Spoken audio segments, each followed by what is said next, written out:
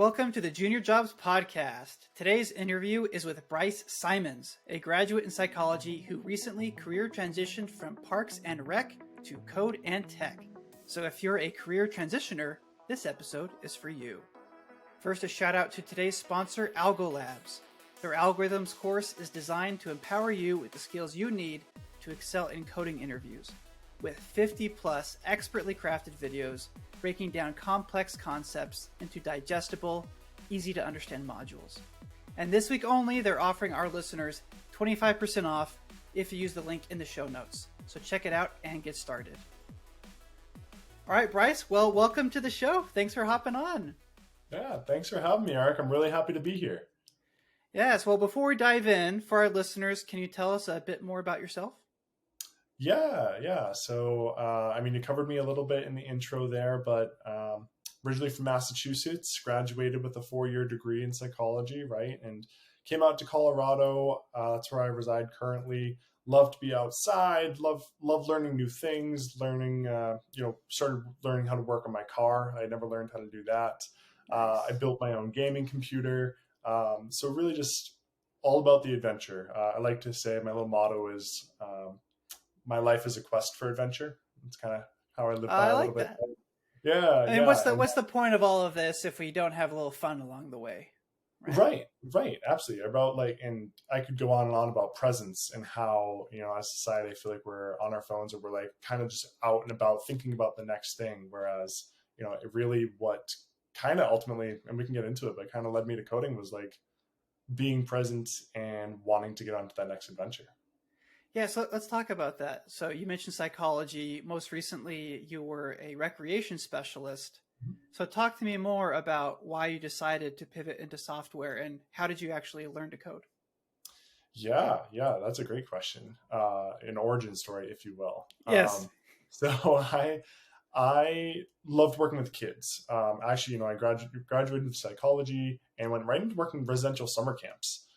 Did that for a little bit, just loved the whole molding of young minds, if you will. And then found my way in Parks and Recreation. Worked that for a few years, met my current partner, and we started having discussions of our next steps, family, a house. And I started thinking, okay, well, that sounds like an exciting adventure. Can we continue to do that in regards if I continue to work Parks and Recreation? I started thinking, where I was at, I was kind of at a ceiling, and I didn't really want to become the top of the ladder. Mm-hmm. And in Parks and Recreation, sometimes it might take a specific person a while to get there. Not everybody, but I felt in my views it was going to take me a while. And so I said, okay, well, what is a field that is just entirely open? Just like what is the most expansive field where I can learn continually every single day and go as far up a ladder as I want to, if I want to. And I had a buddy in Boston, and he's a data science engineer, and he was like, "Hey, you should look into tech," and kind of gave me a nudge. And I said, "What is tech?" And he said, "Here's this intro to SQL you should try out." And so that's where my coding journey started. I started with a murder mystery SQL kind of course, which is really cool because I love games. Yeah. So you had to solve this murder mystery with like all these different databases using SQL. And I liked that. And I said, okay, what else do you got? And he said, well, if you want to do more, do you want to do more of that? Do you want to do more? And he started to explain front end, back end web development to me, iOS. And I said, whoa, that's a lot. Let me dive into a couple of things myself. So it all started with SQL. And then eventually I dove through some forums and had to make the difficult decision of, do I go back to school, traditional school, like college, or get an associate's degree or a bachelor's or master's in computer science? Or I've heard of these things called boot camps. How legit are they? They're promising, some of them are 3 months long, 12 weeks. Some of them are 4 weeks. Some of them are 7 months, part-time, full-time. You have so many options. I decided to do the full-time bootcamp route, 7-month, with a focus in back-end web development, which focused on Ruby on Rails. And so that's kind of the origin story of why and when. Very good. And the rest is history. I like that you had a friend there that supported you on that journey. Most people don't start with SQL. That's usually where people get banged up the most, actually. Right. It was the fact that it was a game that really hooked me. I think Sure. that's what started it. Well, there's something powerful, I think, for coding. It's like Legos. It's fun. Mm, And I think you can't underestimate the power of finding joy in your day-to-day work. right. Because if it's fun, you're going to be successful no matter what role you're in, and you're going to be Mhm. happy no matter what level you're at, for Absolutely. sure. I definitely agree. So let's dive a little bit more into your job search specifically, since that's what we're all about. So you went Right. to this bootcamp program. What happened after that? How did you get your first job? Yeah, so I kind of opened my eyes there. Boot camp, they tell you it's going to be hard. They tell you you're going to be working in, you're going to be putting X amount of hours in. For me, I averaged about 70 a week. So I was doing 7 hours or 10 hours a day, 7 days a week. And it's after that is almost harder, I felt like. And that was that job hunt. And so I was job hunting for 3 months. And it was hard. It was hard right off the bat. I took like 1 or 2 days to do nothing after I graduated and got my certificate. But then it was, okay, I can't stop. I can't just do an hour here and apply there or an hour here. And I graduated in November, and that's when these massive tech layoffs were happening. And there was talk about the market being saturated with experienced software engineers. And you just have all this chatter, and you're like, "Ooh, is this going to work?" The competition's so fierce. Um, and I told myself, okay, we just gotta have faith. So I spent 50 hours a week. I dialed it back to about 20 hours, but I didn't work any other jobs or anything. I thankfully had saved. I had saved up a little bit of a nest egg for me to get through. I had saved about 4 months worth of what I felt comfortable sitting on for the job hunt.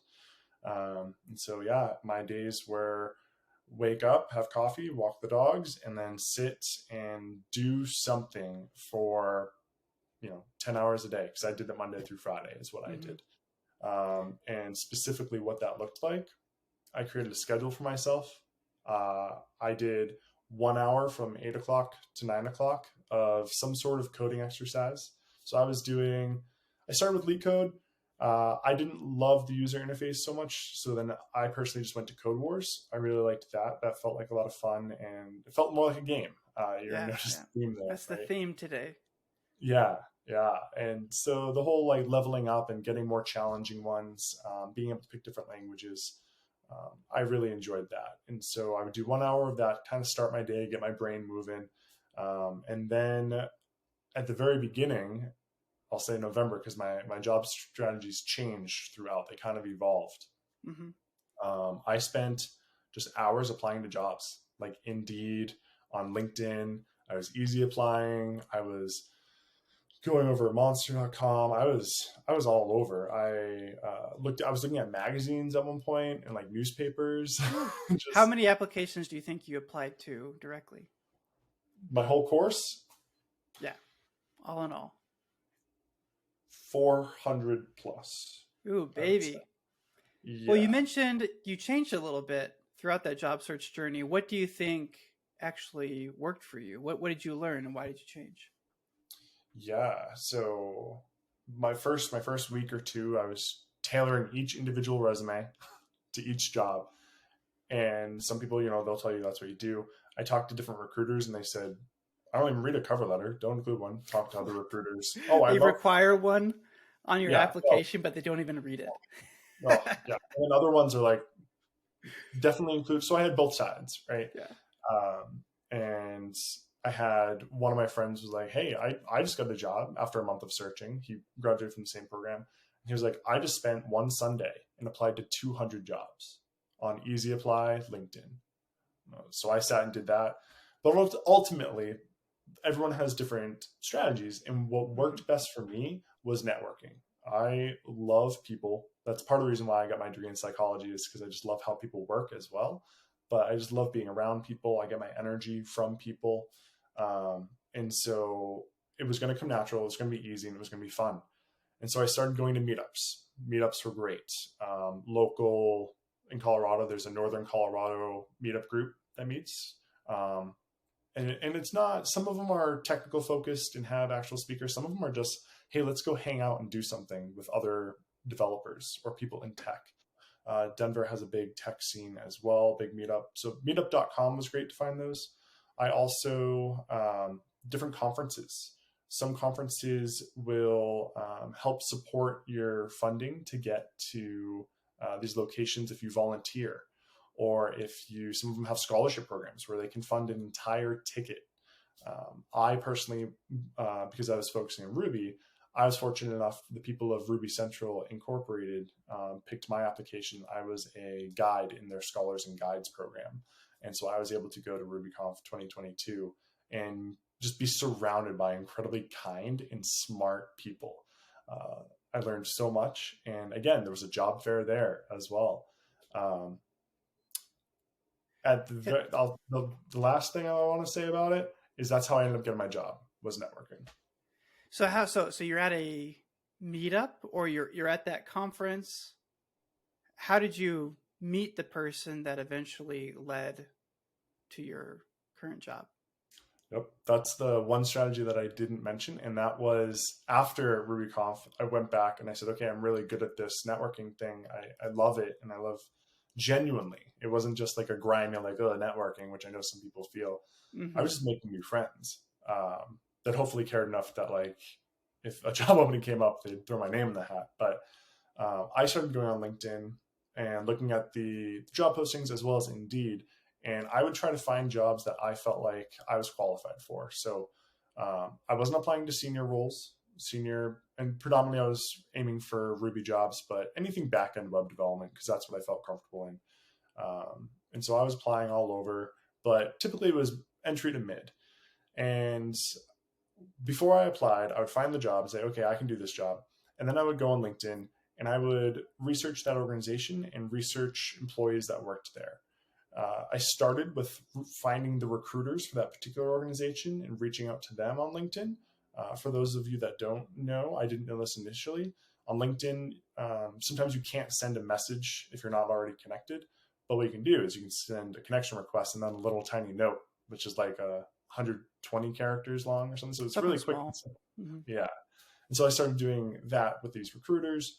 Wasn't getting far. So then I was like, maybe I'll reach out to software engineers. And I started reaching out to 3 to 5 software engineers at each of these companies that I found job postings for.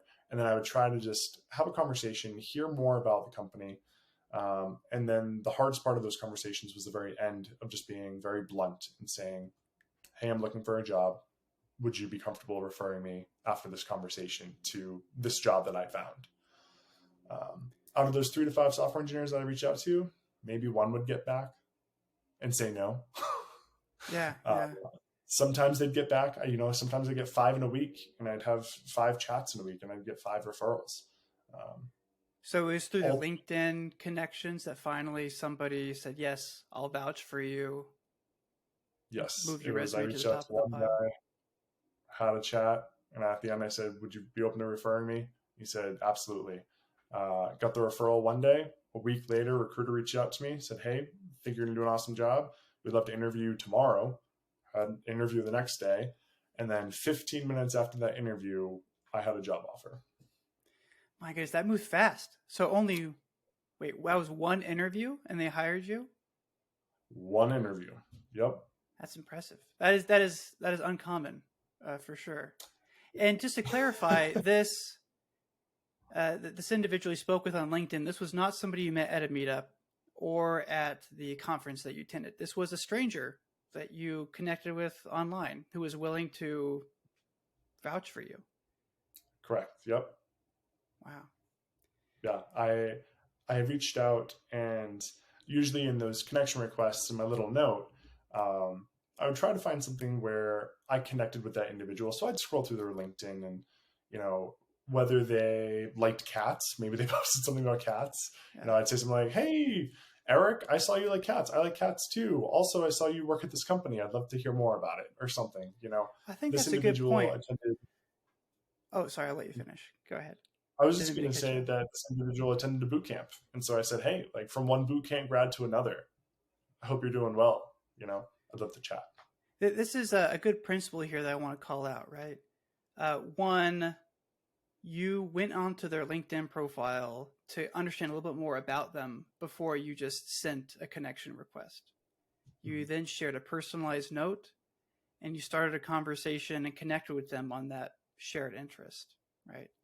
I think a lot of new developers will just kind of spout out connection requests without really taking that extra effort to make a human connection. And I think probably your psychology background helped with that and understanding the nature and the motivations behind it. But yeah, this wasn't somebody you were friends with. This was a complete stranger that supported you. And it was in a relatively short amount of time. A lot of the people that I talk to are nervous about networking or, oh, it's going to take too long. Yes, it'd be great if at the beginning of your boot camp or a year ago you started attending and you had a large network. You really didn't. It's from what it sounds like going into your job search. And in a very short amount of time with meetup.com, attending conferences and being active on LinkedIn, you were able to build a decent enough network that you're able to land a job in under the average amount of time and it takes for a bootcamp grad to get one. That's a great example. Yeah, and I'm incredibly thankful. And I think going from cold applying for me, you go on LinkedIn, you see a bunch of people have applied, or you just know that the market's hard and people are trying for jobs. My opinion, I think referrals are going to be the best bet. If I had to do it over again, that's how I would do it again. I would start with just reaching out to people, making those connections. If they don't have a job now, that's okay. Maybe they have one down the line a year from now. Yeah. And maybe you've already worked a job, and it never hurts to make a human connection. Yeah, and I don't have any hard numbers for this, so I'm only going to speak anecdotally.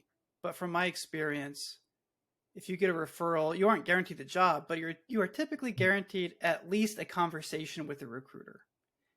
And for somebody with a non-traditional background, a career transitioner, oftentimes it's really just a conversation they need to be able to explain the value that they can bring, even if they don't have a 4-year CS degree. Absolutely.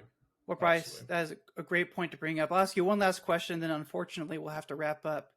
But now that you are gainfully employed, congratulations again. Thank you. Is there anything that you wish you had studied or practiced more of before you got your job that would have prepared you more for the day-to-day that you have now?